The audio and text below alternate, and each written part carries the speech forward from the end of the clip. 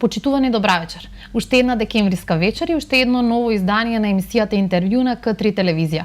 На наше огромно задоволство се надевам и ваше. Наш вечерашен гостин е господинот Драги Аргировски, актуелен председател на Сојузот на Сдруженијата на пензионери на Република Македонија. Господин Аргировски, добра вечер и добре дојдовте во нашето студио. Чест ни е што сте наш вечерашен гостин, бидејќи вашите активности периодов се бројни и одвоивте сепак во рамки на тоа слободно време за гостување кај нас. Добре дојдовте, доаѓате во вашиот роден град и во медиумска куќа, нели, во медиум. Знаеме дека вие сте цел животен век новинар. Евоцирате ли некакви спомени во вашето родно Куманово и како се чувствувате вечерва овде? Секако пријатно, уште повеќе што ова е ново студио на К3 и мислам дека заслужуваше и Куманово, и Крија Паланка, и Кратово да добијат едно вакво регионално телевизиско емитување, бидејќи само на тој начин граѓаните на Македонија од овој дел ќе бидат и добро и точно информирани и што е најважно, ќе може да се дружат со многу луѓе преку вас, бидејќи секоја телевизија е прозорец и кон домашната атмосфера, но и кон светот. Мислам дека прашањето е многу фино, бидејќи се чувствам и гордо и задоволство имам што се наоѓам во мојот роден град, каде сум роден на 17 март 1939 година, значи одамна тоа, значи, но град во кој сум завршил и основно училиште во Крстимир Сирков, гимназија Гоце Делчев, а потоа бев и во новинарска школа, завршил во Белград и филозофски факултет во Скопје. Но секогаш и во тие времења на младоста се сеќавам на мојот роден град, на убавите спомени од младост, од детството, бидејќи проследував на убава добра фамилија. Уште повеќе што бевме познати по тоа време, јас и моите другари, со убавите серенади што ги правиме низ кумановските мали и што исто така бев во тоа време исто избран како студент како писател на студентската организација на Куманово, Крија Паланка и Кратово и беа навистина убави збитнувања во текот на летото, уште повеќе што имавме избор на убавица, најдобрата студентка од овие три градови. Имав таа среќа, постојано јас, Борче Доцевски, мој другар, пријател и неколку други така видни кумановци во тоа време млади, али луѓе кои беа веќе познати, бевме секогаш во жирито за избор на убавици. И навистина имале многу тешка работа, предпоставувам. И навистина имавме голема конкуренција имаше, но избиравме навистина прекрасни девојки од студентки од овој крај, кои има и понатаму има и дури кариери на манекенки и така натаму.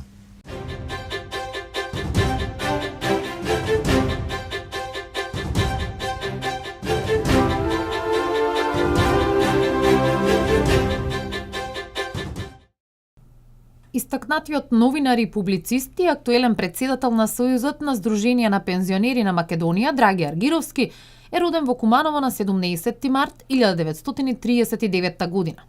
Во Куманово завршува гимназија, а потоа новинарска школа во Белград и филозофски факултет во Скопје. Тој е основоположник на македонската телевизија. Автор на првиот телевизиски прилог на македонски јазик, објавен во 1961 година. Дописник на Македонската радио и телевизија од Куманово, долгогодишен уредник на телевизиски дневник на Македонската телевизија, основач на дописната редакција и на ТВ програмите на националности кои живеат во Република Македонија. Тој е новинар со над 50 години плодна и многу успешна новинарска кариера.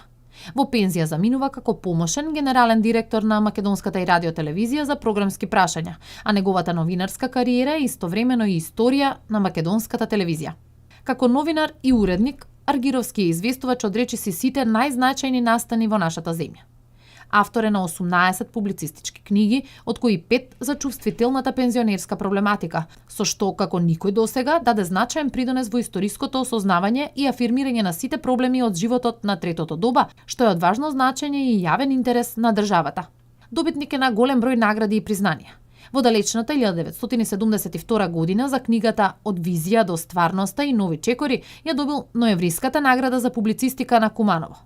Во 1977 година престижната награда Крсте Мисирков на Сдруженијето на новинари на Македонија.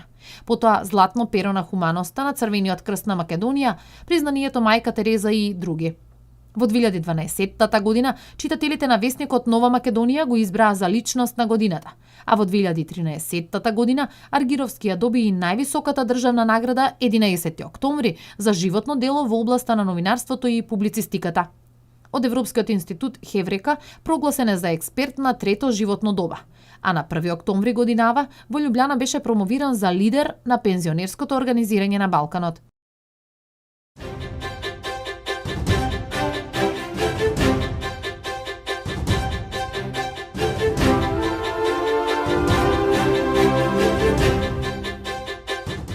Да се навратиме на вашите почетоци во нашата струка. Па видите што е, прво јас уште како во гимназија почнав во младинската програма на Радио Скопје да се јавувам, а по матурирањето веќе станав дописник и на Радио Скопје од Куманово и на Нова Македонија повремено, бидејќи во тоа време беа добро се дружев со луѓето со кои исто така многу добро соработав во новинарската фела. Тоа беше Петар Трајковски, познат новина од Куманово, Александар Ачковски, исто така добро соработав и со Пачков, Трајко Пачков, кој во тоа време беше хонорарец, овие двајца беа професионалци. И беше битно што сакам наистина мојот роден град да го афирмирам, што може повеќе да се дознае дека во тој град има еден прекрасен живот, има живот на соживот, многу битен во тоа време, и живот на една перспектива на еден град, првоборец, кој од ден на ден се повеќе и повеќе се развиваше. Јас стана после прво во Скопје, имав таа среќа да бидам примен на работа на 1 септември 1960 година како еден од основачите на македонската телевизија и во март 1961 година го подготвив првиот телевизиски прилог на македонски јазик, кој влезе во сите енциклопедии кои се работи за телевизија, во сите анали на развојот на телевизијата. Тоа многу значеше, уште повеќе за Куманово значеше тој прилог што говорев за како се ангажирани младите пред стартот на изградбата на автопатот Куманово-Миладиновци. Во Куманово, Кумановска бања во тоа време беше и главниот штаб на младинските бригади кои го градеа патот. Тоа беше за Куманово и големо признание, но и многу значеше еден живот многу јак, раздвижен од цела бивша Југославија, беа тука младите средношколци, работничка младина, после дојдоа преку лето и студентската младина. И тука во Куманово, вивој дел на Македонија, се градеше автопатот многу значен за приближување на Куманово кон главниот град на Македонија. Така мојата кариера почна во Скопје, со други збори, во професионална кариера. Јас од 60-та година беа условите тогаш? Па видите, условите беа, тоа беше тоото чудо на Македонија и да се каже телевизијата, многу малку луѓе ја знаат, тоа нов медиум кој уште тогаш знае дека ќе ја освои публиката, која има голема перспектива и уште тогаш има визија дека ќе стане она медиум без кој не се може. Јавен сервис многу на граѓаните. Јавен сервис на граѓаните. Тоа ќе биде нешто што живеат. Сега нема човек кој не живее со проблемите на телевизија, односно со информирањето од телевизијата. Телевизијата е присутна во секоја пора од живењето, така? Така да и само доброто информирање може да придонесе граѓанинот да биде и прав граѓанин, добро, точно и благоревно информирање и да не дозволи спекулации, лаги да се шират. Ако е добро информиран, лагата секогаш има црвено светло. Не може да припари на секаде, веќе на виделина, веќе победува фактот, победува аргументот. Но за тоа сигурно ќе зборуваме и подосна. Сега кога сум кон тоа, веќе кога дојде 63-та година, се случи Скопски земјотрес, јас известувавте ли од Скопскиот земјотрес? Од историскиот земјотрес? Многу известува, тоа секаде се ширеше таа вест, посебно за солидарноста на Скопје, за градбата и дури едно неколку месеци живеев под шатори во Маđари, беа под шатори, немаме каде живееме. И се што снимавме, се снимаше тука. Одевме директно од предавателот од Маđари на Радио Скопје, а таму и во исто време бевме и како телевизија сместени. Тоа беа денови на младоста, но денови на челичење на новинарството. На калење. На правото калење на новинарството. Што ќе му така се калеже челикот. Токму така. Но и што е најважно, тоа придонесе и многу да се популяризира македонската телевизија секаде на светот, веќе секој ден јавуваме за многу работи што се случува во тоа ново Скопје што се градеше и што стана сега и главна метропола и на Балканот, со други збори, по своите бавини, по своето постигање, по универзитетот, по културните дејности, историските дејности и така натаму. Оскудни ли беа условите за работа, а сепак како работите по шатори? Елан. Да, Елан има, тоа не одржуваше, ентузијазмот не одржуваше под шатори кога работите, дури зимата, после се сместиме во Долно Нерези, но добро, за мене беше близко Куманово, патов Куманово, Скопје во родниот град, сигурно имав. Живеевте ли таму и се стациониравте во Скопје? И живе под кирија таму, но се знаеше секој слободен ден, доаѓање во Скопје, со моите другари, со моите пријателки и така натаму, со тоа што... Што ве навраќаше овде постојано? Остана ли целото ваше семејство тука? Тука беа сите моите 4 сестри. Јас имам 4 сестри и сум единец, како машко, 5 дете, машко, во една многу јака кумановска фамилија, тоа е на газда нација водиничарот, син сум, и беше тоа сигурно привилегија да раснеш во една таква фамилија, но најбитно беше што уште тогаш бев научен што значи збор, што значи даден збор. Што кај мојата фамилија нема договор преку нотар или нема договор преку суди и така натаму, се е договор раката. Човечноста. Честноста. И реткост во денешницата. Да, и да ви кажам, јас иако имав, ви кажав, завршав инженерска школа во Белград и филозофски факултет во Скопје, најголемиот факултет, знаете кој е? Домашното воспитување. Од тоа нема поголем факултет и тоа направи во една силна конкуренција што се воеше за тој нов медиум, да успеам до тој степен да дојдам и да бидам и помошник генерален директор на Македонската радио телевизија. Но мораме за Куманово кога зборуваме да се вратиме на еден многу битен елемент. После земјотресот веќе имавме добра куќа во Куманово, таму кај што сум роден. Моите не сакаа да дојдат во Скопје. Вие моравте да бидете таму? Да, и решиме тоа со моите раководители во Скопје, што беа да дојдам во Куманово, да бидам дописник, професионален дописник на радио и телевизија од Куманово, Крија Паланка и Кратово и да известувам во македонската телевизија за се она што се случува во овој регион. Вие сега што го држите. Дали и со слика и со тон известувавте? Како постигнувавте? Имавте собствен снимател? Имав снимател кој беше Живко Спасовски од Куманово беше. Тоа беше фото око познат снимател, има снимател во Крија Паланка Буџо, ми беше снимател во Крија Паланка и снимател имав и во Кратово, Петковски. А бевте единствениот новинар за целиот регион. Како постигнувавте? Бевте ли? Со голема Беше ли тешко инфраструктурата тогаш не била на ова ниво која е сега? Немаше ден да не се јави или на радио на телевизија. Секој ден имав и затоа стана многу познат во тоа време. Уште повеќе што 71 година ја напишав и првата книга моја публицистичка, се викаше Од визија до стварноста и таа книга ја добив за таа книга, политичка книга, ја добив наградата на Куманово, наемниска награда на Куманово за публицистика. Тогаш прва се воведе за публицистика и јас сум тој прв добитник на таа награда за публицистика на Куманово.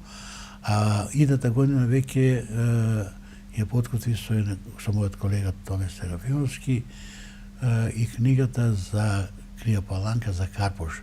Карпош беше тогаш уличение на добра фабрика која освојуваше веќе светски пазари. И впрочем тоа по мене беше монографија за Крија Паланка, првата монографија за Крија Паланка.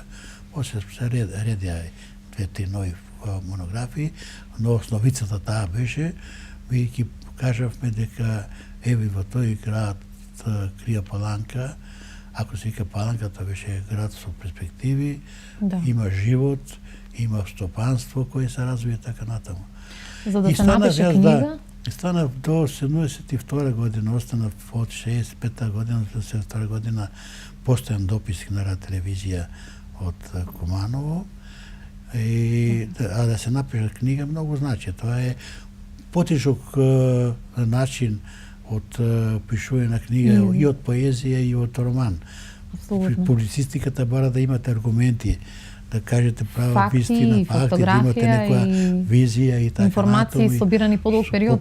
Затоа и ќе ве прашав, најверојатно често сте биле во Крива Паланка? Многу често бев, и многу пријатели таму и тогаш созидов сите. Ги задржавте ли пријателствата од тогаш до денес? Како не, сега да кажеме, сега таму имам голем број, уште повеќе што стана и пензионери и тие и мои добри активисти во Паланка, Славе Стојановски, Арсен Лиевски,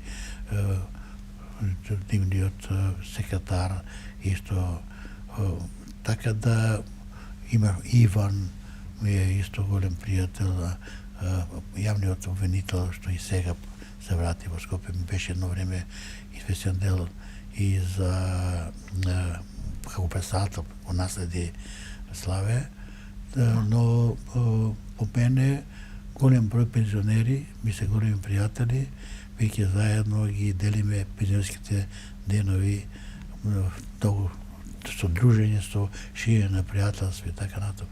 Инаку имаме да знаете какви добри спомени во тоа, во Крија Паланка, кога во вашето родно место, е најбитното што во ловечкиот клуб или ловечки, така се викаше капанат, тоа беа спомени многу јаки, а со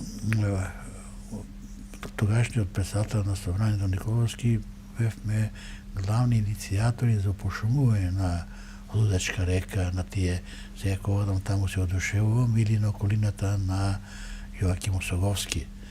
За Јоаким Осоговски сум пишувал почесто репортажи, бидејќи уште во тоа време се знаеше дека тоа ќе биде најпривлечно духовно прибежиште на многу луѓе и една туристичка атракција и стана. Ако морам за мојот град да кажам, за Кратово да продолжам, таму пак со Ајдучка чаршија, со градот на кујите и мостовите, стално пишувавме и навистина ги привлекувавме луѓето со убавините на тој град, уште повеќе што и Силекс како комбинат многу добро работеше и беше навистина задоволство во тоа време да се пишува и за Силекс. Меѓутоа град Куманово значеше пак со она што го постигнуваше. Тој беше сјајна на стопанство. 10 години во мој период кога известував не се знаеше што е загуба во кумановско стопанство.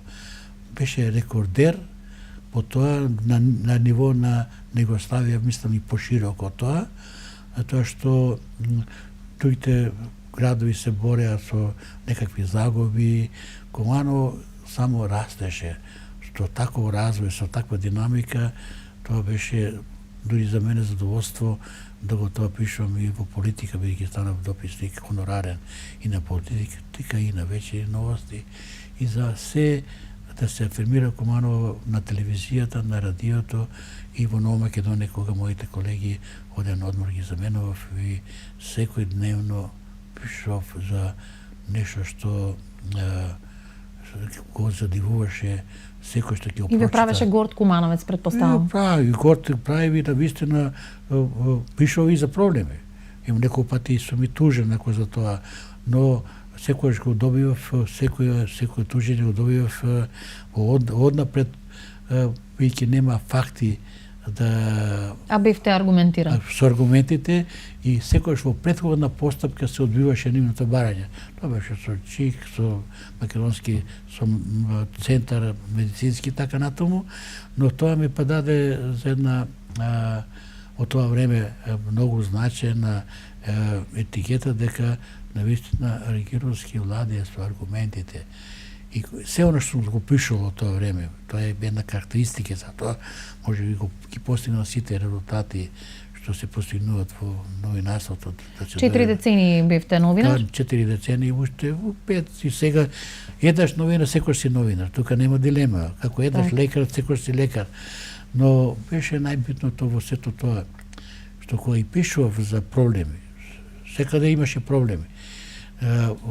Зборев за тоа дека во тој темен тунел мора да се најде светло.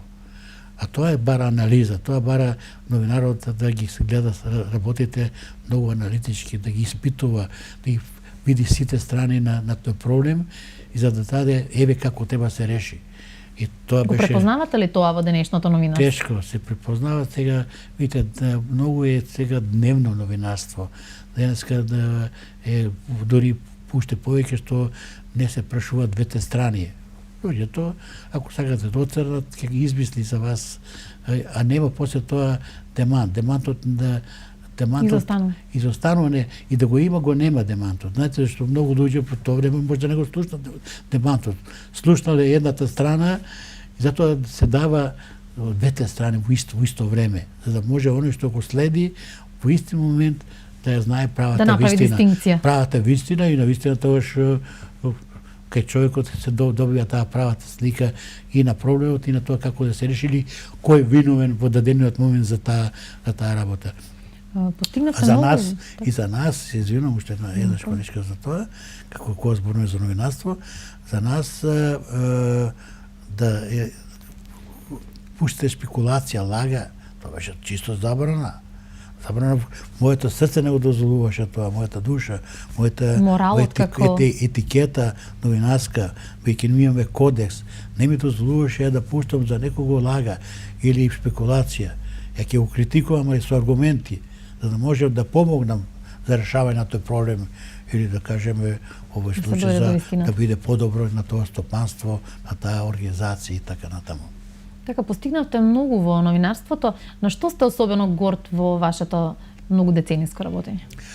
Горд сум што сметате за ваш најголем успех? Што создадов доста нови кадри, веќе во телевизија кога се вратив 72 година, стана веднаш дописник на УРИ, на дописна редакција, формирав дописна редакција од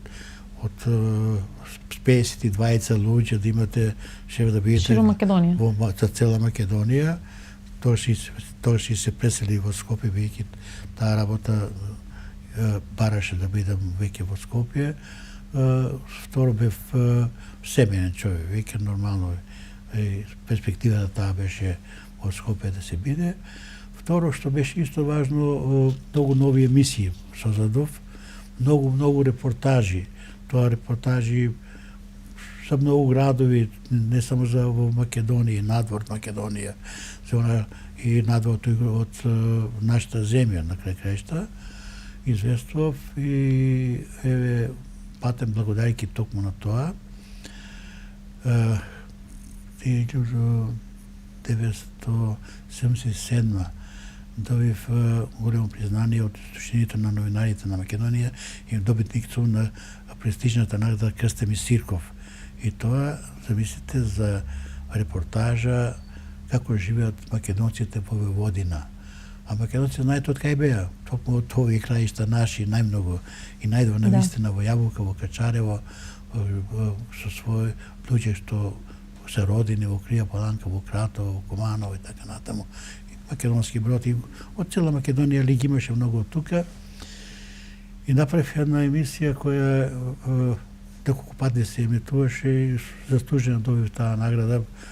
Тогаш не се добиваше така наградите, навистина мораше да бидат заслужени, обработени, прифатени од гледачите, но беше интересно кога ја зборувам таа репортажа, македонците живееја како да живеат во Македонија таму. Тогаш. Но после кога дојде Слободан Милошевиќ, отидов инкогнито таму да видам. Од тоа скоро нема ништо. Сите имиња што беа на македонските дејци, на Пито Гули, на Гоце Делчев, се беа што улиците нови добија, српски презимја. Културно-уметничко друштво Гоце Делчев доби ново име, школата доби нови Гоце Делчев, беше и така натаму. И беше тоа доста чудно и направив нова репортажа пандан над првата, како било, како е сега. И го пуштивме на телевизија, тогаш бев уредник на исто една многу јака новинарски клуб, емисија на телевизија, беше новинарски клуб многу гледан. Го пуштив, ја пуштив наградената емисија и сега што се случува, тоа е многу битно во новинарството. И зависите, човек да се фрапира колку тоа лошо, кога ќе се замеша политиката во националностите, во она што се гради, што се мостови за зближување на луѓето, јазикот, културата и така натаму. И среќа што сега ме информираат овие нашите од Крија Паланка што ги посетуваат почесто Јаболка, Качарево, екскурзивни патувања и нашите други пензионери кажуваат дека пак се врати македонскиот јазик, таму се враќа во школите, во културно-историско друштво и сега се дури носители на тоа зближување на Македонија со Србија, со Војводина и така натаму. Мислам дека тоа беше нешто што и сега се гордам што сум го направил како новинар по својата новинарска професија, да не ви кажувам како уредник на дневник бев 20 години. Знаете што значи тоа? Тогаш мораше дневникот да почне точно во 7:30 или во 8 часот, немаше друго. Ќе правите што сакате, а немавме ни мобилни телефони, немавме обични телефони и други интернет. Се тоа дојде подоцна. И модерни средства за работа и комуникација кои што го олеснува денешната работа. Сега исто работам на интернет, работам на компјутер како да сум младиш. Мојата последна книга, нашите пензионерски време сами ја обработив на мојот компјутер и така натаму. Но тоа се други времења. И полесно денес? Па многу полесно за право новинарство, ако сакате, ви ќе може да добиете информација. Полесен пристап до информација. Полесен е што секоја добра информација мора да проучувате. Не можете вие се добро што проучите вие кои сте, што сте, како да дојдете, ај представете се кои сте, како сте. Така. Тоа не е новинарство. Тоа треба да знаете како дишам, како создавам, како говори мојата душа. Ако сакате да направите добра емисија, ако не сакате да направите добра емисија, тоа нема ништо тогаш.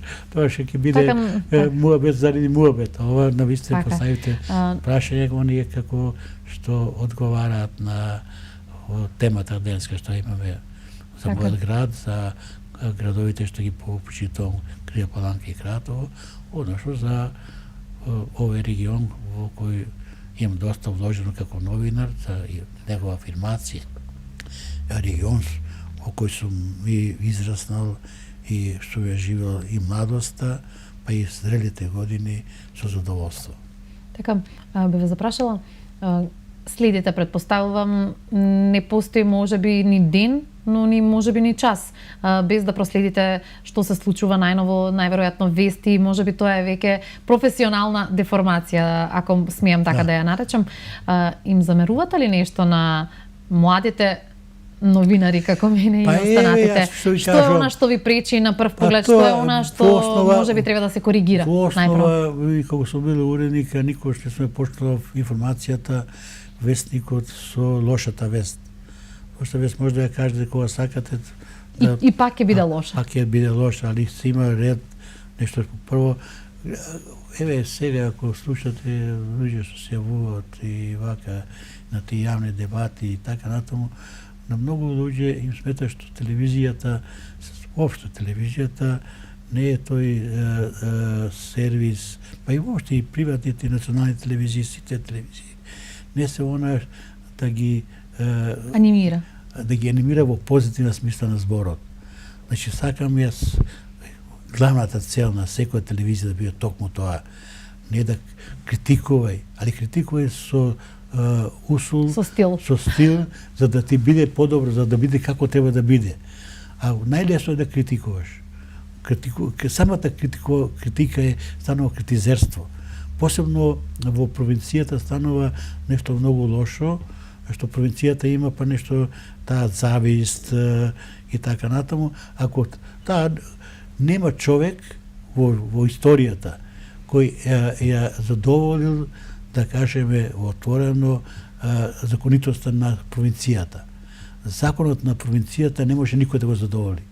Што да направите? И да умрете, не го задоволувате. Ни тоа не. Значи, и не треба да, затоа законот на провинцијата треба да се секогаш надминува, посебно во новинарските кругови, за да може да помогнете тој бранд, тој пулс да иде кај гледачите. И да се шири. Да се шири. Да има позитивна реа, она што мириса на информација. Тоа е битно и тоа е европска телевизија, тоа е светската телевизија, правата светска телевизија. А најлесно е да измислите нешто, најлесно е да направите зло. Да најдете нешто. Еве јас имам и своја мисла за таа работа многу јака. Горки рекол да бидеш човек гордо звучи. Јас велам, моја мисла која стално кажувам, ако не се радуваш на тоѓата, стечен си човек, радувај се на се, радувај се дека си жив, радувај се на вистина дека нешто си постигнал и радувај се секој ден ако треба да се насмееш. Радувај, биди задоволен од тоа сега денеска што го имаш, со надеж. Што постоиш во денешнината. Да, во денешнината со многу голема надеж за подобра иднина. Секој треба да има надеж, заложба да биде уште подобро. И тоа не влече напред. И мутноста е да им се даде надеж и на останатите, не само. И има позитивна енергија. Зошто да немаш позитивна енергија?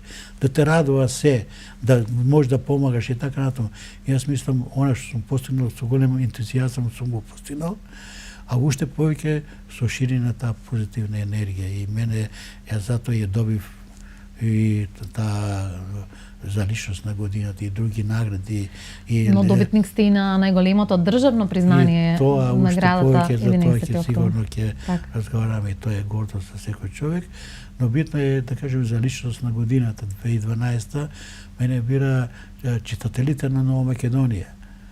Значи тие почувствува дека таа личност што шири таква енергија, која шири... веќе бевте на чело на Сојузот на Сдруженијата на пензионери. На пензионерите. И навистина направиме од таа пензионерска организација нешто што е за нешто за поздравување. Направиме, таа беше во еден информативен мрак. Не се знаеше дека постои една сила од околу 200.000 луѓе, што таа почна 46 година со формирањето. Следната година се одбележува и јубилејот. Јубилејот 70 година, а 46 година со само 500 луѓе. Веќе во 60-те години имаше 50.000 луѓе, од 70-те околу 80.000 луѓе и така се шири. Сега имаме во Македонија 300.000 пензионери, од кои 250.000 се редовни членови во Сојузот на Сдруженијата на пензионерите на Македонија. Тоа е навистина сила. нешто што треба да се почитува, али треба и да се создаваат услови за една таква сила, за едни луѓе што го изградиле тоа што денеска го имаме како благодет, и луѓе кои заслужуваат да имаат достоинствена старост. Иначе, кога сум кон со ова работа која зборуваме за новинарството уште, ќе продолжиме сигурно и за педагогското организирање. ангажман, така. И тоа, да ви кажам искрено, прво, многу битно, кога зборуваме посебно и за новинарство, сакам да помогнеме, да афирмираме културата, да афирмираме како новинари, да афирмираме нешто, нашиот идентитет да оградиме. Бидејќи само тој не одржал, толку векови не одржал, така може да не одржи и понатаму. Бидејќи песна, игра, музика, она што се никогаш доволно. Не, и треба тоа да се шири, тоа не одржувало и така натаму. Или ова старите зданија, зборувам за Ајдочка чашија, зборувам за Јоаким Осоговски, зборувам за Куманово, една Соколана. Биле центри на збиднувањето. Тоа центри е баш од така, тука имаме и книгата на... Имаме книга Соколана, нашата гордост, од Маријан Стошевски.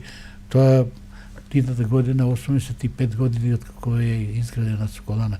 Соколана беше нешто што беше гордост на сите кумановци нас, а камо не новинарите.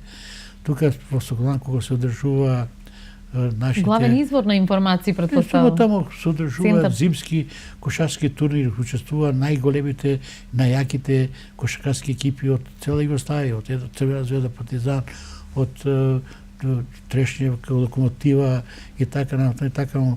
И навистина треба повеќе да сме присутни на ваквите настани. Направи добра работа, што мислам Куманова треба Соколана да ја смета како свој символ не само на спортот, туку и на дружењето, на убавото живење, на урбано живење, претпоставувам. Јас себе да ви кажам за мојот живот, Соколаната е многу поврзана и емотивно, што сум израснал покрај Соколана. Таму сум играли кошарка, сме се дружили со... Вие сте биле и тренер на одреден период на кошаркарска екипа. Па мала, на гимназијата имаше добра кошаркарска екипа. Спортувавте ли самиот активно? Да, кошарка малку играв, али не бев во тие висини, бидејќи како единец не ти даваат сестрите многу да ти скршат нога, да не те удрат, да не... Знаете, тоа си беше... Ограничен раст. Ограничен раст. Со законитоста на сестрите. На второ и на мајката, нормално и на родителите. Но многу известно за спортот. Сум го афирмирал еден Русевски многу и секојаш е благодарен за таа работа. Ливановски, другите боксери, кошарката, спортот, не зборувам за фудбалот. Сум одел со нив ни сите нивни настапи, ни си го стави како второлигаш и јавно сум известувал, да кажем, бев првиот новини кој директно известуваше од тие надправи од Куманово за македонското радио, имаше неделно спортско поплане и така натаму, и на телевизија известуваме, сакате од Бор, сакате од Варачи, сакате секаде. И може уште многу да говориме на таа тема. Да не зборувам за настаните во Белград и така натаму, но Соколаната е во основа што за мене лично една емотивност. Таму, значи, јас... Таму ја прославивте вашата свадба. Свадба, да. 50 години сега славам. Честитки за златниот јубилеј. Благодаря златниот јубилеј. Веќе прославиме. Јас сум регистриран на 11. На символичен датум. Да, на 11 ноември, денот на ослободувањето на Куманово. Темпиравте ли овој датум да биде запишан за секогаш во вашиот живот како убав момент? Свадба направивме во Соколана, тоа беше реткост некој да прави, тоа беше привилегија на... Голема свадба ли направивте тогаш? Голема свадба, бејќи тоа вистина, а мојата господја е од Карапска мала Кумановка, така да исто од добро семејство, и да вистина направиме и ова свадба, а беше најинтересантно што на самата Куманово славеше тој ден оставуваме со многу свечености. Не венчаше Јездимир Богдански, кој по тоа време беше писател на град Куманово, кој напушти од свечености само да не венча да венча еден новин познат веќе телевизиски, радио новинар и така натаму. Имаше ли тогаш папараци? Немаше папараци, немаше. Тоа беше папараци се нешто новитети во кои личностите кај нас беа многу, самите внимава што ќе се случува. Немаше потреба некој да следи и да бара грешки. Да бари да грешки, што грешките може да ви исправа. Цензурата сами си ја правевме, бидејќи автоцензура, малку бевме, да кажеме, личности со таква популација, што ја ценеше популацијата како медиум, телевизиски и радио, и малку бевме толку славни. Папараци бара да бидеш премногу славен за да те и го почнуваш да се забораваш, да те заборават. Намерно ги повикуваш да ти направат ова за да пак да се направи фама. Пак да дојдеш на насловните страници. А тоа е чиста глупост по мене, не дозволива во нашето време, сега новите времења да си прават. И во филмот. И да ви кажам, те и сега не ме интересира за ниједна личност што и се случува. Интимата е интима, затоа секој интима. Треба да остане во себе. И во најтесниот круг. Во најтесниот круг, а не сега да знаат сите дали овој со овој бил или еве пример за познатите личности, посебно во естрадата, што се случило, те било со овој и многу ти имат измислувања. Нема точности, нема она што зборевме на почетокот, потврда на тоа. Вистинската информација да биде така. Потврда ги прашаат двете страни дали е тоа така. Дали е тоа и пораката до која би ја упатиле до сите новинари? До сите новинари, тоа е голема порака. Моето искуство покаже и таквите новинари, да ви кажам искрено, во моето време многу брзо пропаѓа. Правото новинарство, тие што станаме тоа новинарство, се одржа само со вистината, со ширење на вистината. Веќе вистината кога шири, еве реков, моите книги, 18 книги се на вистина аргументи. Аргументи во кои може да најдете вистина, во која да вистина може да повторно и после 100 години ако читате, може да сватите дека тогаш во тоа време тоа реалноста било тоа. Реално, не измислена работа и така натаму. Смеам ли да го заокружам овој сегмент за кој што би говореле, вашето новинарско долго, богато искуство со она што вашите колеги и наши колеги го кажаа за вас како новинар? Благодарам.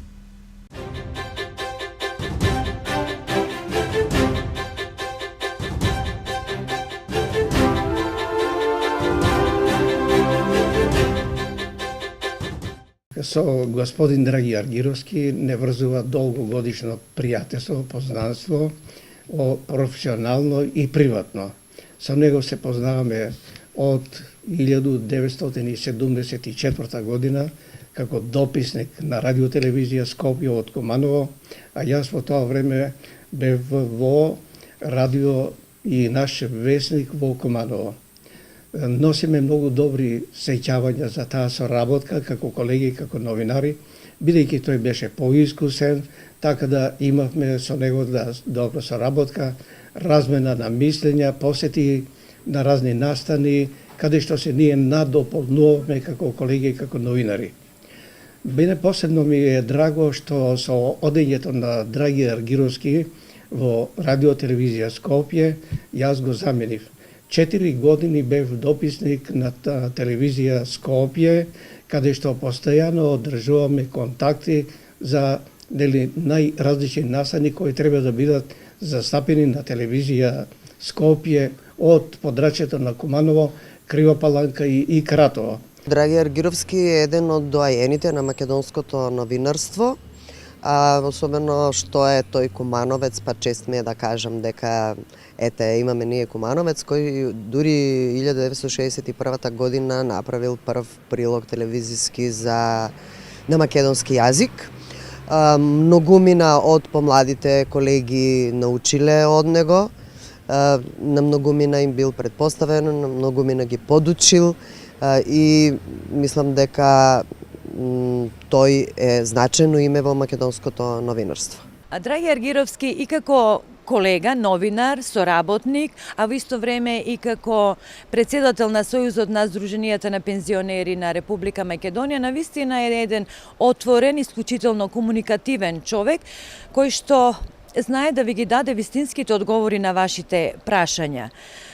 Веднаш создава една непосредна комуникативност помеѓу новинарот како колега или новинарот соработник и навистина со оглед на сето негово огромно искуство ве става на едно рамниште заедно со него и ве охрабрува, знае да ве мотивира и знае да ве пофали ако тоа го заслужувате навистина и е човек кој создава доверба во она што го работите, ве турка напред да го сработите тоа што најдобро што можете, а во исто време како новинар и како публицист со своето искуство знае да ве поттикне на соработка, еве во конкретниот случај на соработка во списанието Пензионер, да ве мотивира и да ви каже што се бара од вас и вие тоа на најдобар начин да го пренесете. Навистина немам зборови од една одлична соработка што имаме воспоставено со господинот Аргировски.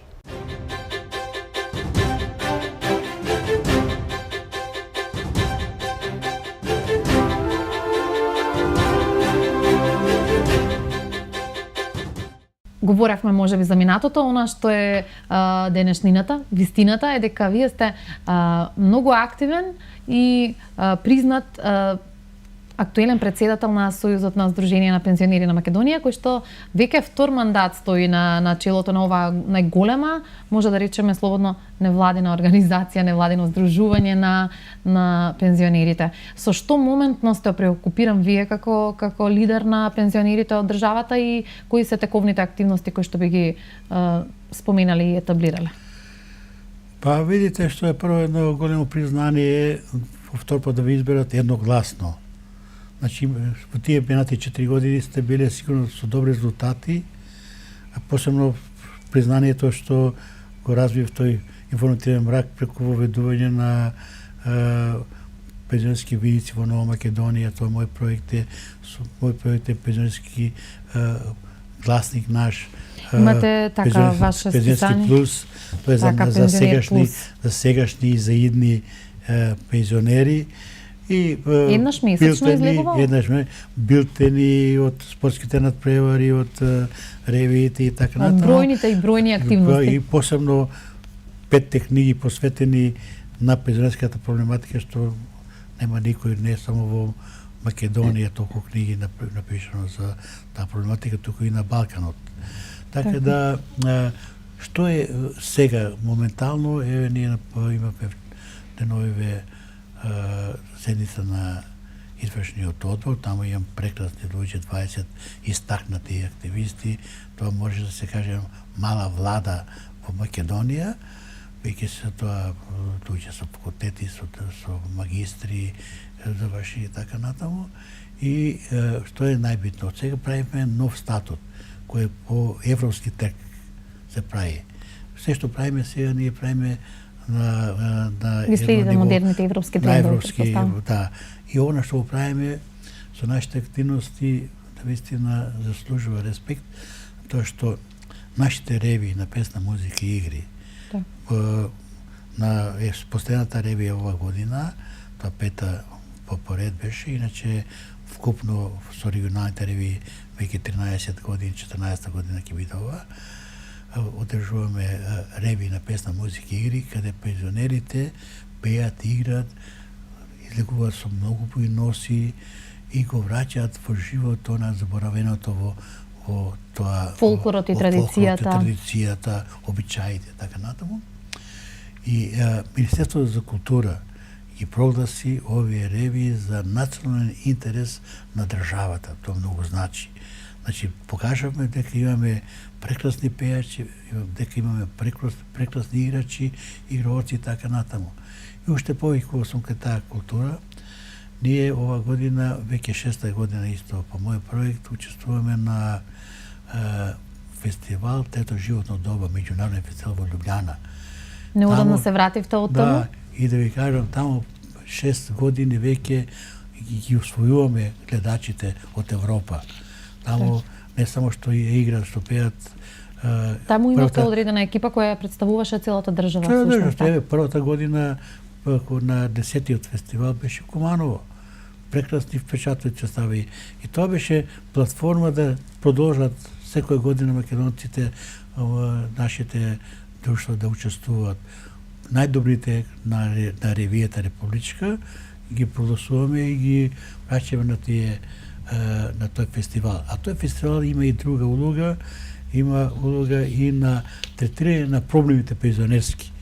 Таму имавте вие ваши излагање, на која тема говорите? Ова година токму тоа активно старење, што треба се прави за активно старење, уште повеќе нагласка што дадов за нашите постигања на тоа поле, бидејќи покрај за реве што спомнав, зборуваме 20 години, имаме годинава на спортски надпревари, на кои 11 дисциплини учествуваат најдобрите спортисти пензионери. Тоа кога ќе видите со каков елан тие го влечат јажето или трчат или играат шах, домино и така натаму. Во третото животно доба. Тоа ќе бидете изненадени. Јубилеј 20 години, тоа нема никој на меѓупензионерски организации на По тој повод е промовирана веќе и монографијата. И сега што е најбитното во сето тоа? Во сето тоа е најбитното што сите наши активности со вестникот, со ова што го постигнавме на ниво на соработката со владата, со Каква е вашата соработка со локалните власти, со националните власти, со владата? Видите, без нив сите овие резултати не може да бидат остварени. Ние имаме 400 клубови во Македонија, благодарејќи на таа соработка со владата. Без оглед од дали е од владата е локална, во локалната власт имаме и од опозиција, неколку да кажем градови имаме само од ТСДС, има неколку градови од ДПА и така натаму. Со сите нив или центар со Женовски. Со сите нив ние соработуваме во интерес на пензионерите. А со власта ние сме репрезентативен партнер со власта токму за сите прашања што се за пензионерите, за третото животно доба и за старите лица. На тој начин, бидејќи Европа кажува, треба да соработувате со власта за да ги решавате проблемите. Решивте ли дел од проблемите на пензионерите? Голем број. Прво предложивте ли вие ваш некој проект кој што веќе го имплементираше власта? Редовна пензија добиваме до 6 по месец. Тоа прво се добиваше на 3 дела. Тоа беше прв дел најмалите пензии до 10 во месецот, па до 20 месец тие со средна пензија. Колку е значено ова редовно примање на? Многу е значено, бидејќи секој знае дека до тој редовно се добива и редовно се зголемува. Во последните 9-10 години пензиите се зголемени во Македонија околу просечна пензија околу 72%. Од 7850 сега пензијата во Македонија е најниската. Просечната. Просечната е 12.370 денари. Тоа е значи негде околу така во евра ако ги направиме, имаме 212-213 евра. Просечна пензија. Поточно, тоа е највисока пензија во сите, просечна пензија во сите наши окружувања. Србија има 190 евра просечна пензија, еве сега најави ке нив од нова година 1%, им се 1,25% и има доста разочарувања ке нив, ке нас ке се качи околу 5%. Задоволни ли се пензионерите? Вие сте во постојан дослуг со сите здруженија, така барем изјавија вашите соработници. Ако ги гледаат споредбите кои прават со една Албанија која има 135 евра просечна пензија, со една, да кажем, Бугарија, кој има околу 130 евра просечна пензија, рекол за Србија. И тогаш за Косово, да не ви кажем 120 евра и така натаму, треба да бидат задоволни, али најмногу се задоволни тие што со пониска пензија, што е наша и должност, да ги повеќе да добијат тие, да биејќи ние сме и како здружение, и како сојуз солидарни. Кај нас е хуманоста, кај нас е тоа и единствено може да бидат незадоволни, а не треба да бидат незадоволни, тие со највисоки пензии, биејќи ако се даваше само со согласување на пензија они што барат, тогаш ќе добија само 4-5 денари, големување, сега добива по 600 денари и така натаму. Линеарно. Така да и тие треба да бидат задоволни. Меѓутоа, ако бидат добро информирани, ако сакаат да бидат добро информирани. Имате некогаш и луѓе, родени се такви луѓе. Не можеме да колку да му кажувате вие вистината, колку да го убедувате. Тој е роден како критизер и ќе се остане критизер. Но тие се, фала Богу, многу помалку. Веќе еве за ова околу од тие 300.000 пензионери во Македонија, 250.000 поздравија со аплаузи. Така. Така да одредени други проекти кои што другите исклучително проекти ги тангираат проблемите на оваа категорија граѓани се имплементирани веќе, им се допаѓа ли бесплатната банјско-климатска рекреација? Како да не би се допаѓа досега 33.000 пензионери со пониски пензии го користеле тоа. Замисле 33.000 година уште 5.000 веќе беше распишано да си за таа работа.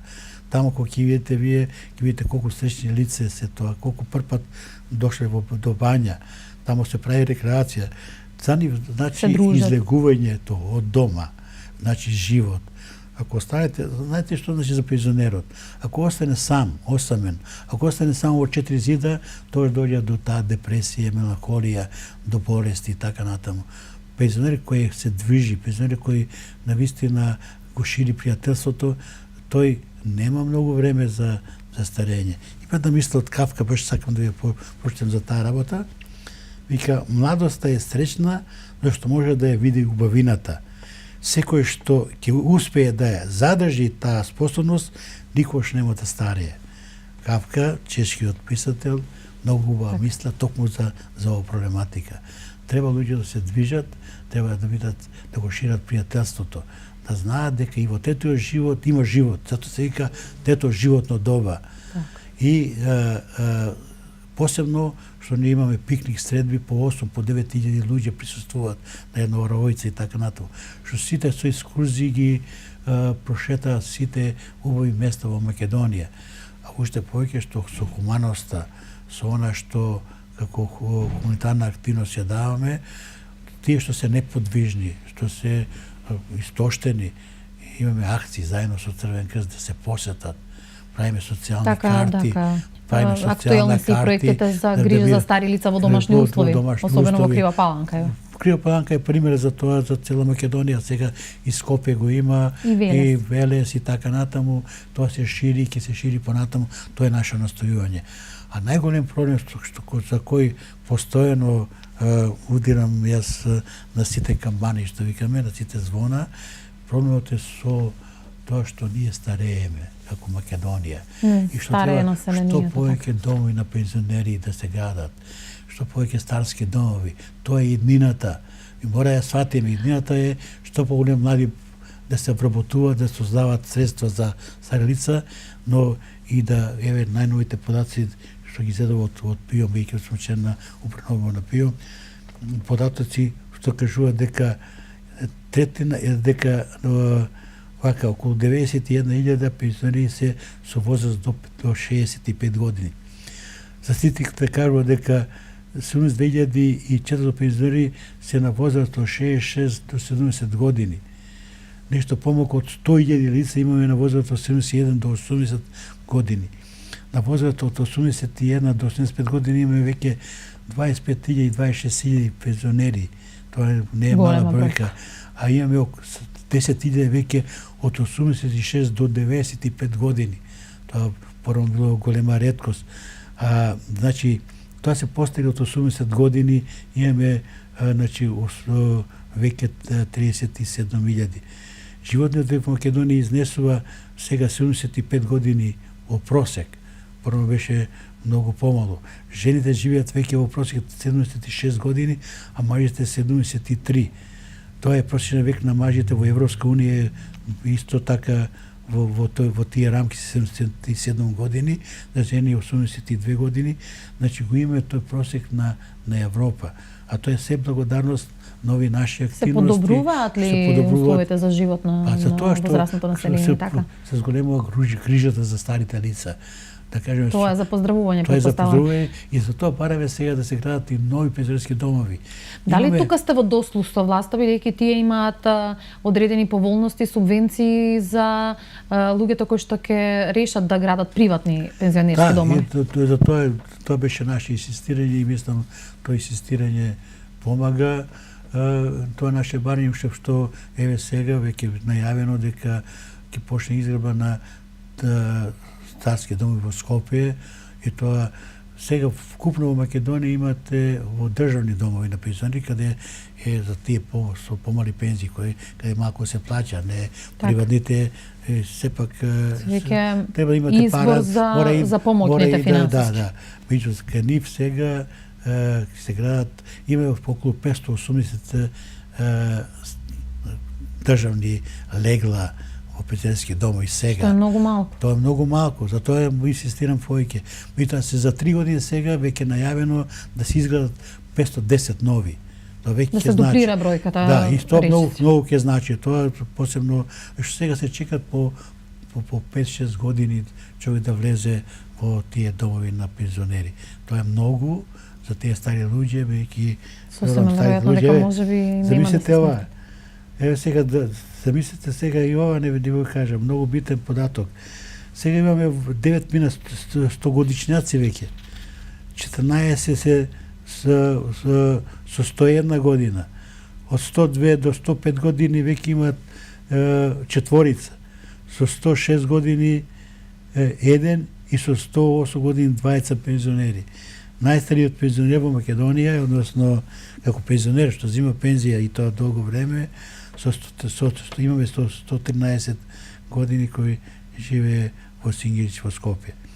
Значи, со други зборови, тоа покажува дека и ние старееме како држава, како нација и мора да се грижиме токму што може повеќе за старите лица да градиме нови домови на пензионери, да градиме културни домови за нив, да градиме центри за дневен престој, да се интегрираат во секојдневниот живот, се уште да бидат активни. Нивна, да продолжи ова наша активност на спортско културно поле, екскурзиите и така натаму, да се обновуваат клубовите на пензионери. Ние имаме во Македонија, благодарејќи на таа соработка со локалната самоуправа, околу 400 клубови, во кои неделно 150 пензионери циркулираат. Тоа е во Криопаланка, речиси половина од пензионерите се. Во Куманово и така натаму, тие циркулираат таму, се дружат, таму читат вестници, гледаат телевизија, таму еве за оваа емисија веќе најавија ќе организираат во клубовите се гледа во Куманово, во Криопаланка, во Кратово и така натаму. И исто што е најважно во тие клубови доаѓа до таа права социализација, прав соживот. Замислите вие, ја што реков, само така може да одиме напред. Само така тие луѓе секојаш ќе се борат за мир и за подобро утре, за подобра иднина. Токму така. Споменавте бројни пензионерски клубови. Здруженијата од регионот исто така се значително активни. Тие вам ви порачаа дека треба да продолжите да се борите за нивните права кои што успешно ги реализирате. Дали може најпрвен да слушнеме што тие кажале за вашето работење, за вас како личност?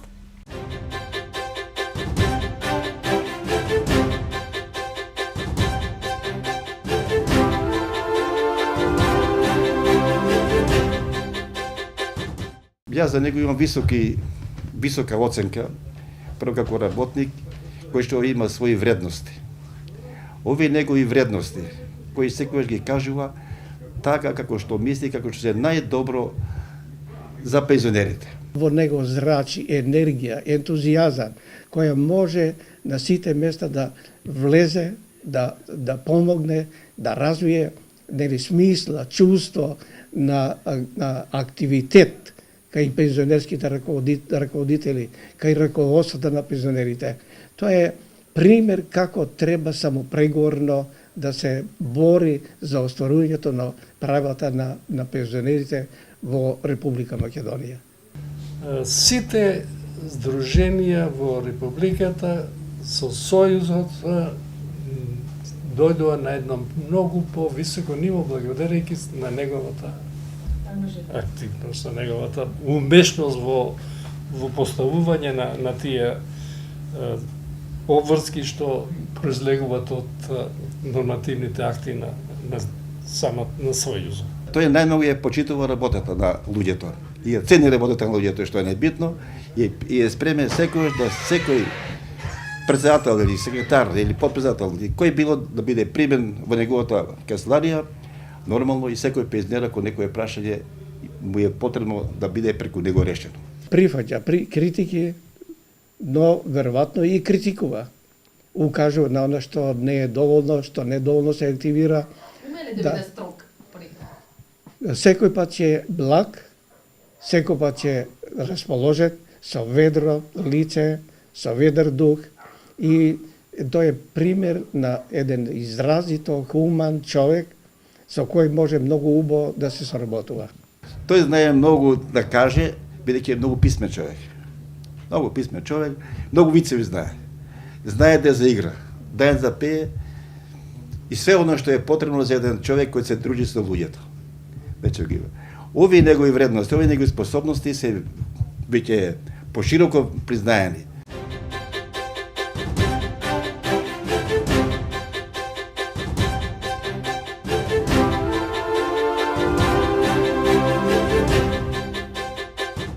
Со Сдруженијето на пензионери на Куманово многу сдруженија треба да се огледуваат.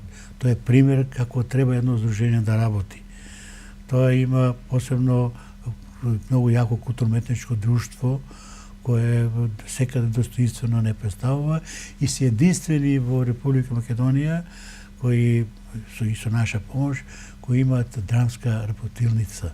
Единствена на Балканот, пак со таква возрастна категорија на лица, куриозитет. Тоа е куриозитет. Еве јас ги знам во Куманово, ни еден од нив не бил пред тоа артист. Веќе јас сум следел доста сите татовски представи. И јас лично имав можност да присуствувам на една нивна представа и истото го артикулира. Од да кажеме последното сомнително лице пред тоа Белака, Шути и Рогат и така натаму, се тоа се хитови за пензионерите во Македонија. Постојано се барани, постојано се прикажуваат ширум државата. Да, у кафанче, против станче и така натаму и други, тоа навистина нашите пензионери од Македонија со задоволство ги прифаќаат.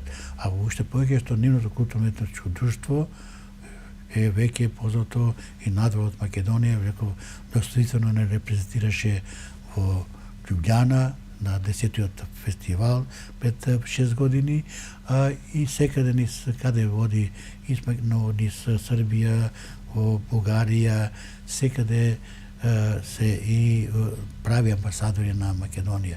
Но и самото друштво, самото здружение на пензионери на чело со председателот Спирко Николовски, подпредседателката Љубица Кузмановска, која е пак во тие спортски надпревари меѓу првите веќе 20 на години учествувала и така натаму.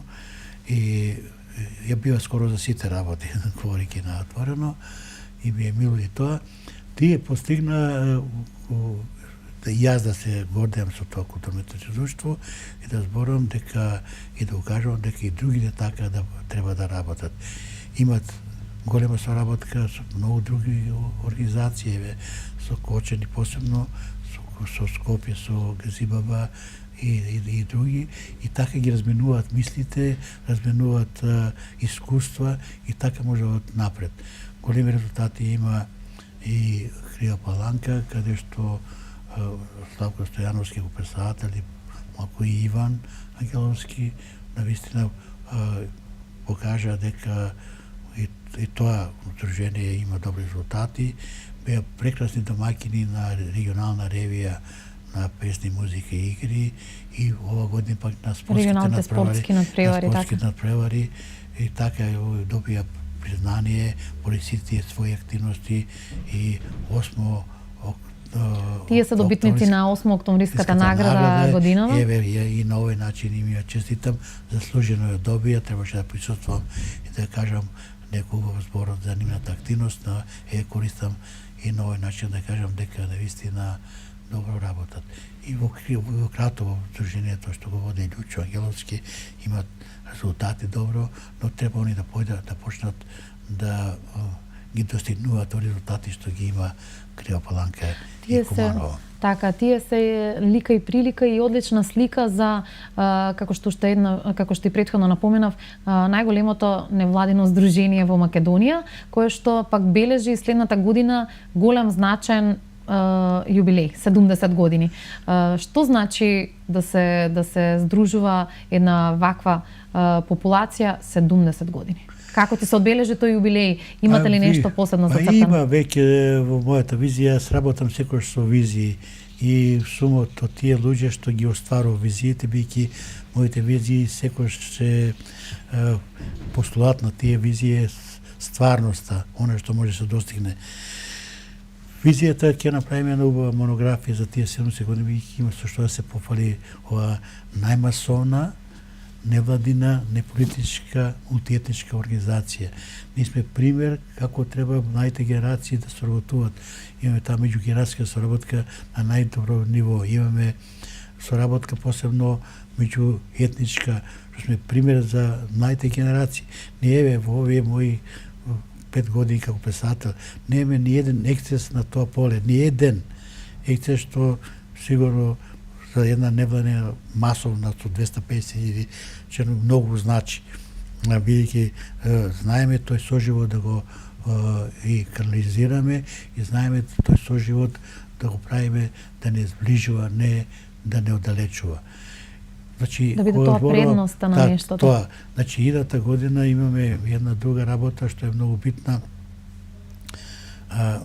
Како ќе правиме 14-те регионални реви на песна, музика и игри и добитникот на најдобрит пак иде на фестивалот во Љубљана на 16 поред и 21 година ќе имаме спортски надпревари, но сите тие ќе имат и дух на ова што е 70 години на пензионерското организирање, ќе има доста комунитарни активности, нови пикник средби, свечености, свечена академија, така да навистина ќе има што да се пофалиме и имаме уште поголеми активности отколку што е оваа година, бидејќи самата свеченост дава нов импулс кај секој пензионер да се покаже уште повеќе на секој тоа поле. И да се активира, така. Да се активира.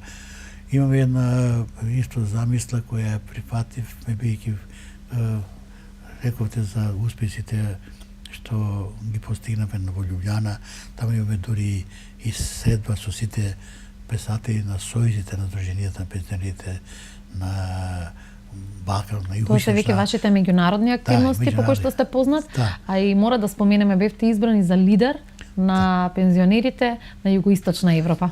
И тоа што значи тоа за вас? Благодарам и тоа.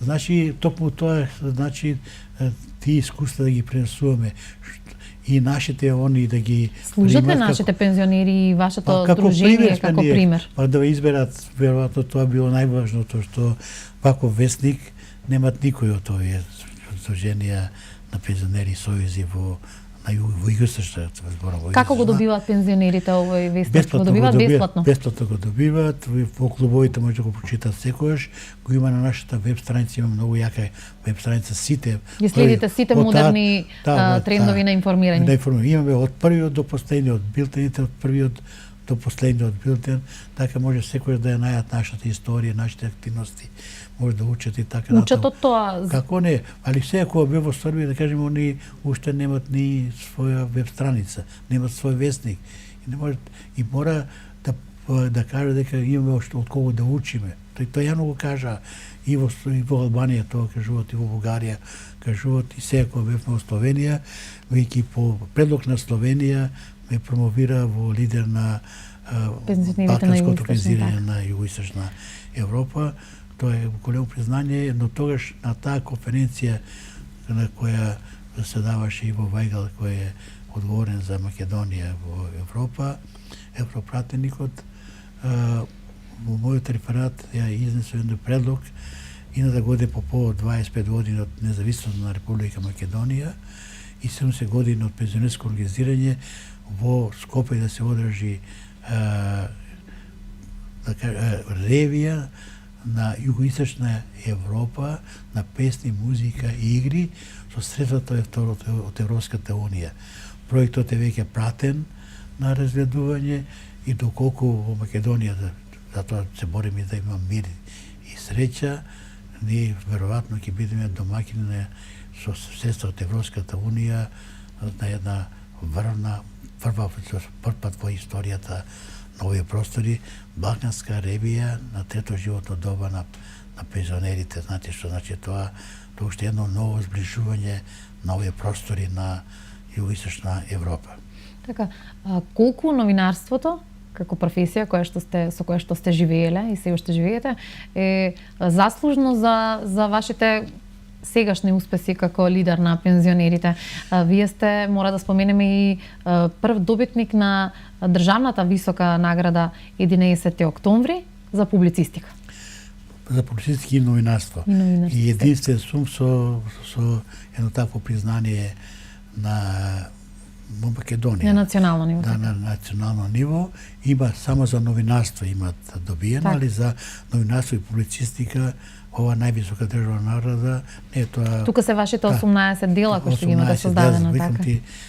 Тоа од кој 5, како што рековме, за пензионерско организирање, сега 6-та е наведување ќе биде посветено токму на 70 години пензионерско организирање, но ќе се вика, имам веќе работен наслов, аргументите ја осветлуваат вистината.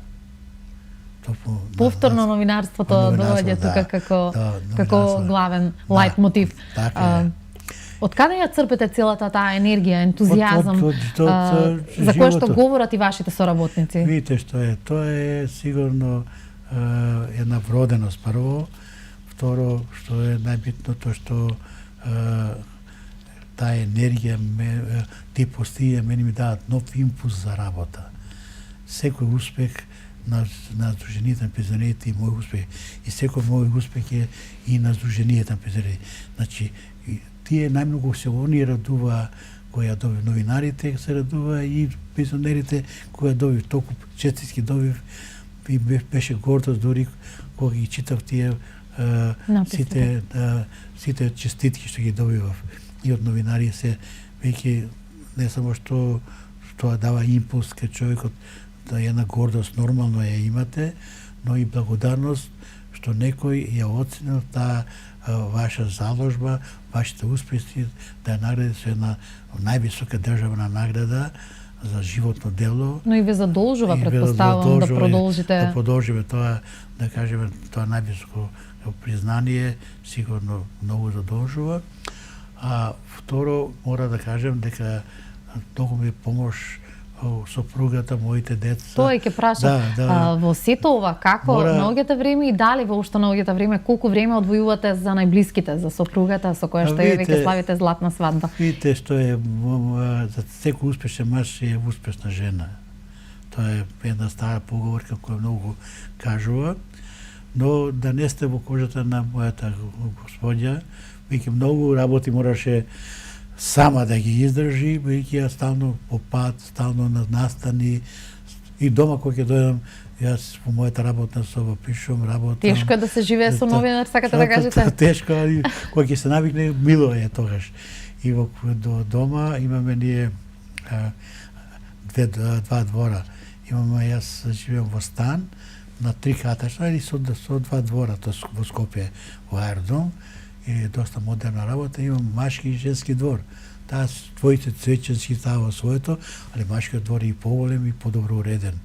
И секогаш кога најоѓам слободно време и кога сакам да се одморам, после голем напорен труд и на компјутер работа и така натаму, одам во дворот, седнувам и тоаш медитирам, уживам во цвеќето, уживам во околината на дворот и А кој двор го користите за заедничка средина? За заедничка зависи Женскиот? Зависи, да, зависи најмногу од гостите. А фала Богу имаме доста стално гости, и од Куманово, од Криводланка ми доаѓаат, од Кратово и така пријателите. Ако сум кон Куманово, мора да ви кажам, една убава работа, што одека имам јас од две сестри, Данче и Весна Керки и Годан и Звонко, машки деца од другата сестра. Ги посетувате ли често? Стално сме заедно и по мојата фамилија нема никогаш не било раздор меѓу сестрите четири, меѓу четирите зетовци, меѓу снаата и така натаму никога раздор имаме секојаш и сега и до веќе веков ќе биде тоа заедничко пријателство и така натаму. Без оглед на сите проблеми во животот, Кои што секој ги има? Секој ги има, но треба да се одменуваат токму со тоа што сега зборевме како луѓе, како посебно крвта не е вода што кажуваат. Но што е најбитно, јас сум за нив Вујко, но сега сум и дедо Вујко, затоа што дедо Вујко сум за нивните деца, а веќе на нивните деца, веќе сум дедо Вујко. Така да и мислам дека сум и канив омилена личност, секојаш наоѓаат. Популарен ли сте меѓу на заедничките фамилиарни собири? Умеете ли да се пошегувате и на собствена и на сметка на останатите? Нормално е, јас сигурно вие мои пријатели ви кажувале дека јас создавам една позитивна енергија секаде каде сум. И во тоа догарување. Кумановец сте пред се, дали сте шеговиец? Многу сум шеговиец, со тоа што жалам што единствено Куманово има само 2-3 постни вици, другите се мрсни вици, но и тоа е дел од животот. А после во фаза на божитниот пост сме? Може да завршиме со постниот виц, може ли да го завршиме? Може. Еде Кумановец. Најдобар начин. Да, стално подел по фудбал, жената му вика, добро човече, еднаш остани, недела е денеска, биди со нас, со децата. Важи, вика жено. Кога дошла време да замине возот за да оди за Скопје, тој си оди и трчи на железничка станица и кај Блаников вика, да ми бе едну карту, и го прашува за куде. Па на своју жену не сам кажај, па на тебе ли ќе кажуј куде ќе иду? Така да, тоа е само единствениот.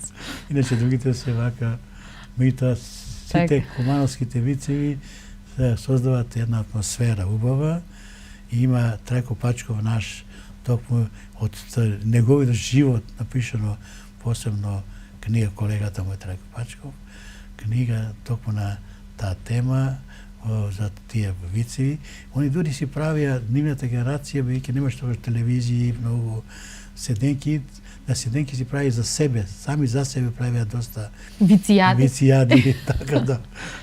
Така нас, ако сакате и сега останува виц кумановски, не, ако не сакате кога зборуваме некоја тема, ако влезе некој што не сакате да ја слушне и да биде присутен, ораси, и кажете и готово.